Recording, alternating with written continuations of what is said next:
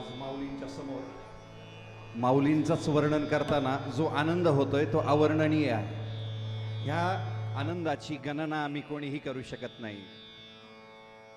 अधिक महिना समोर प्रत्यक्ष माऊली, माऊलींचंच गुणगान, आणि माऊली ज्यांचं स्वरूपाचं गुणगान गातात तो भगवान परमात्मा पांडुरंग आणि माऊली हे कोणी वेगळे नाहीत, समोरच एकच आहेत। पुढच्या अभंगामध्ये चंदनाचे परिमळ आम्हा काय त्याचे। खर तर चंदनाला असा स्वतःचा सुगंध नसतो, तो मात्र लोकांना सुगंध देत असतो। चंदनाला स्वतः सुवास घ्यायची गरज नाही, तो मात्र लोकांना देत असतो। त्यापेक्षा चंदनापेक्षा गोड आणि मधुर मात्र विठ्ठलाचं नाव आहे, असं दास आपल्याला सांगतात। त्याच जिभेला ते नाव अधिक स्वादिष्ट यावं म्हणून ते नाव आम्ही अतिशय प्रेम भराने घेतोय, असंही दास आपल्याला सांगतात। करकटेवर ठेवून तो सांगतोय की हा भवसागर अगदी कमरे इतकाच आहे, त्याच्या वरती काहीही नाही, खालीही काही नाही। पवित्राणाम पवित्रम यो मंगळानांच मंगळम असलेला आपला भगवान परमात्मा विटेवर उभा राहून भक्तांचं कल्याण करतोय। त्या नामाचं गुणगान गाताना तुकाराम महाराज सांगतात, तुझ्या नामाचा महिमा तुझ न कळे मेघ श्यामा, तुका म्हणे आम्हा जन्म याचसाठी। आणि तेच तुकाराम महाराज आपल्याला सांगतात, तुका म्हणे सोपे आहे सर्वाहुनी, शहाणा तो ढणी घेतो येथे। चंदन, शीतलता वगैरे गुणांनी युक्त अभंग भगवंताकडे जाण्यासाठी आपल्याला प्रवृत्त करतो। चंदनाची परिमळ आम्हा काय त्याचे।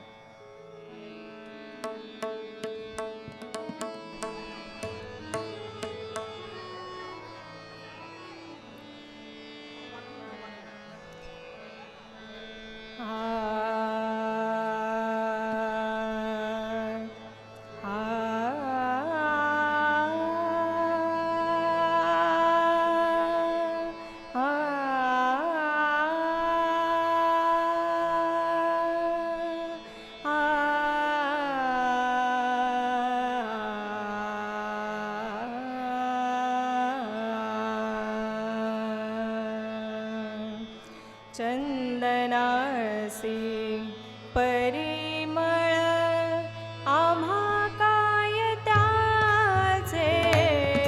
चंदनासी परिमळ आम्हा काय त्याचे। चंदनासी परिमळ आम्हा काय त्याचे। चंदनासी परिमळ आम्हा काय त्याचे।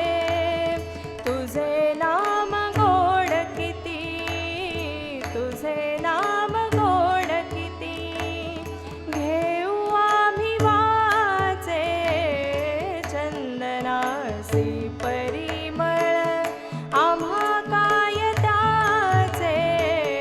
चंदनासी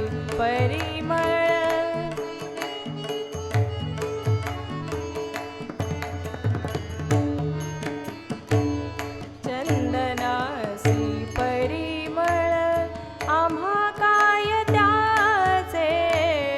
चंदनाचे परिमळ आम्हा काय त्याचे।